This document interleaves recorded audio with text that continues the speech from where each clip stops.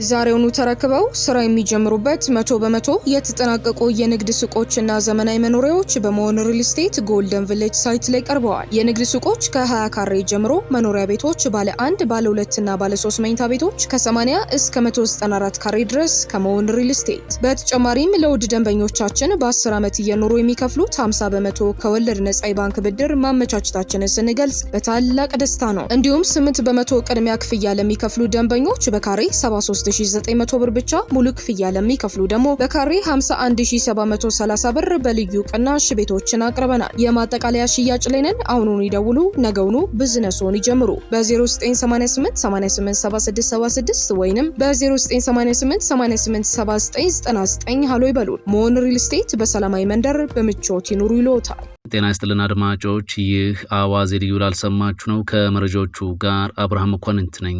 ኢራንና አሜሪካ በኒውክሌር ዋነኛ መርሆች ላይ መግባባታቸውን ገለጹ። በጄኔቫ የሚካሄደው የዩክሬንና ሩሲያ የሰላም ድርድር በከፍተኛ ጫና ውስጥ ዛሬ ወደ ሁለተኛ ቀን ተሸጋገረ። ቫቲካን በፕሬዝዳንት ትራምፕ የሰላም ቦርድ ውስጥ እንደማትሳተፍ ይፋ አደረገች። የኢራኑ የበላይ መሪ አያቶላህ አሊ ሆሜኒ ትራምፕ ኢራንን ማጥፋት አይችሉም ብለዋል። ሁሉንም ጉዳዮች በዝርዝር እናስደምጣቸዋለን። አብራችሁን ቆዩ። ኢራንና አሜሪካ በኒውክሌር ዋነኛ መርሆች ላይ መግባባታቸውን አስታወቁም።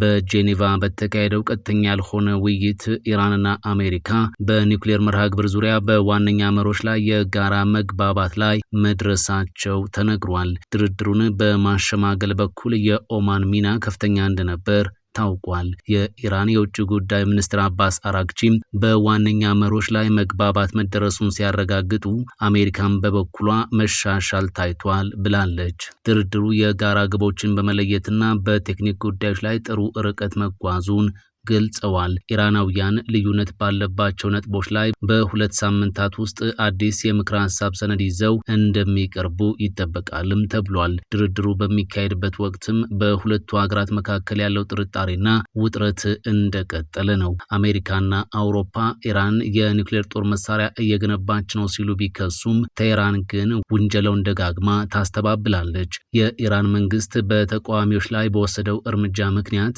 አሜሪካ ወታደራዊ እርምጃ ልወስድ እችላለሁ ስትል ስትዝት መቆየቷም ይታወሳል።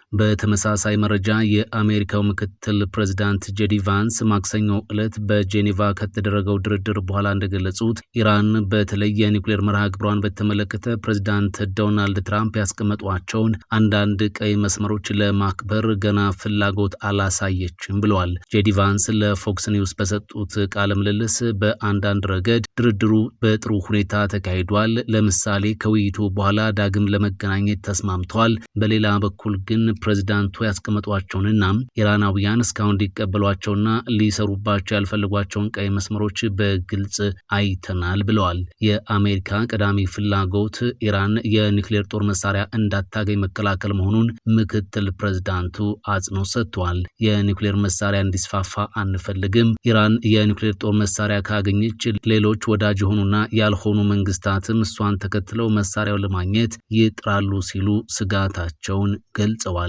በጄኔቫ የሚካሄደው የዩክሬንና የሩሲያ የሰላም ድርድር በከፍተኛ ጫና ውስጥ ዛሬ ወደ ሁለተኛ ቀን ተሸጋገረ። በዩክሬንና በሩሲያ መካከል የሚካሄደው የሰላም ድርድር ዛሬ በጄኔቫ ለሁለተኛ ቀን የቀጠለ ሲሆን የዩክሬኑ ፕሬዝዳንት ቮሎዲሚር ዜሌንስኪ አሜሪካ 4 ዓመት የዘለቀውን ጦርነት ለማቆም በሳቸው ላይ ያልተገባ ጫና እያደረገች መሆኑን ገልጸዋል። በስዊዘርላንድ በአሜሪካ አሸማጋይነት እየተካሄደ ያለው ይህ ድርድር የመጣው የአሜሪካው ፕሬዝዳንት ዶናልድ ትራምፕ ሰሞኑን በሰጧቸው 2 አስተያየቶች የንግግሩ ስኬታማነት በዩክሬንና በዜሌንስኪ እጅ ነው ማለታቸውን ተከትሎ ነው።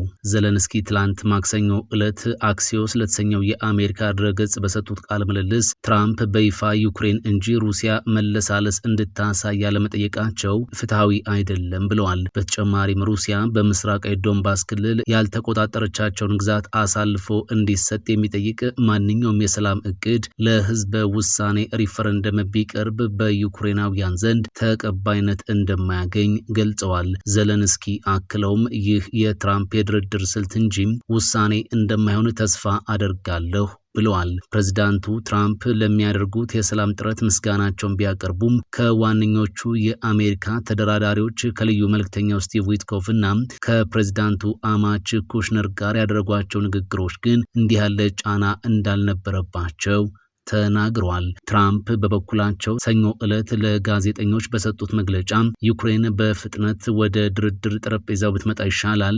የምነግራችሁ ይሄንኑ ነው ብለውም ነበር። የዩክሬን ዋና ተደራዳሪና የብሔራዊ ደህንነትና መከላከያ ምክር ቤት ኃላፊ ሩስተም ኡሜቬሮቭ የማክሰኞ ውይይት በተግባራዊ ጉዳዮችና ሊወሰዱ በሚችሉ ውሳኔዎች ሜካኒዝም ላይ ያተኮረ እንደነበረ ገልጸዋል። ነገር ግን ዝርዝር መረጃ ከመስጠት ተቆጥበዋል። የሩሲያ ባለስልጣናት በድርድሩ ላይ እስካሁን የሰጡት አስተያየት አልሰማም። ሆኖም የሩሲያ የዜና ወኪሎች አንድ ምንጭን ጠቅሰው እንደዘገቡት ከሆነ 6 ሰዓታትን የፈጀው ውይይት በጣም ውጥረት የነገሰበት ነበር። ኦሜሮቭ ድርድሩ ከመጀመሩ በፊት የዩክሬን ልዑክ ከፍተኛ ግምት ሳይሰጠው እየሰራ መሆኑን በመግለጽ ከጄኔቫው ስብሰባ ትልቅ ውጤት የመጠበቁን ሁኔታ አንስተዋል። ፕሬዝዳንት ዘለንስኪ ማክሰኞ ምሽት ባደረጉት ንግግር ጦርነቱን ለማቆም የሚያስችል ክብር ያለው ስምምነት ላይ ለመድረስ ዝግጁ ነን፣ ጥያቄው ግን ሩሲያውያን በትክክል የሚፈልጉት ምንድነው የሚል ጥያቄን አንስተዋል።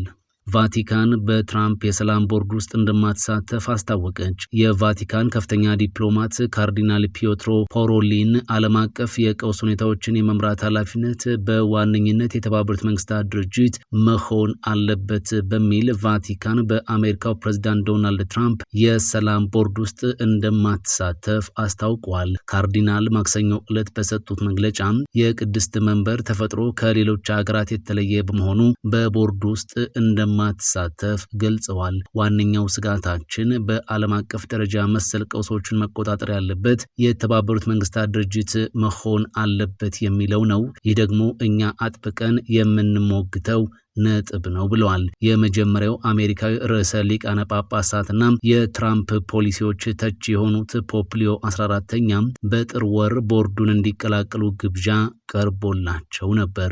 የትራምፕ የሰላም ቦርድ በመጀመሪያ የተቋቋመው በጋዛ ያለውን ጊዜያዊ አስተዳደር ለመቆጣጠር ቢሆንም ፕሬዝዳንቱ አሁን ላይ የቦርዱ ሚና በማስፋት ዓለም አቀፍ ግጭቶችን እንዲፈታም እንደሚፈልጉ ገልጸዋል። ቦርዱ የመጀመሪያውን ስብሰባ ነገ ሐሙስ በዋሽንግተን ዲሲ ያካሂዳል። ትኩረቱም በጋዛ መልሶ ግንባታ ላይ እንደሚሆን ይጠበቃል። የአሜሪካ የቅርብ ወዳጅ የሆኑ የአውሮፓ፣ የመካከለኛው ምስራቅና የላቲን አሜሪካ ሀገራት የቦርዱ አባላት ናቸው። ጣሊያንና የአውሮፓ ህብረት በቦርዱ ውስጥ ባይካተቱም በስብሰባው ላይ እንደ ታዛቢ እንደሚገኙ ተነግሯል። በተመሳሳይ የሜክሲኮ ፕሬዝዳንት አገራቸው በቦርዱ ውስጥ ሙሉ አባል ሆናም እንደማትሳተፍ ገልጸዋል። እኛ ፍልስጤምን እንደ አገር ስለምንቀበል ሁለቱም ወገኖች ማለትም እስራኤልና ፍልስጤም መሳተፋቸው አስፈላጊ ነው። ሆኖም ቦርዱ የተዋቀረበት መንገድ ይህንን ግምት ውስጥ አያስገባም ብለዋል የሜክሲኮ ፕሬዝዳንት። ሜክሲኮ በዋሽንግተኑ ስብሰባ ላይ በተባበሩት መንግስታት ድርጅት አምባሳደሯ አማካኝነት እንደ ታዛቢ ብቻ እንደምትሳተፍ ገልጻለች።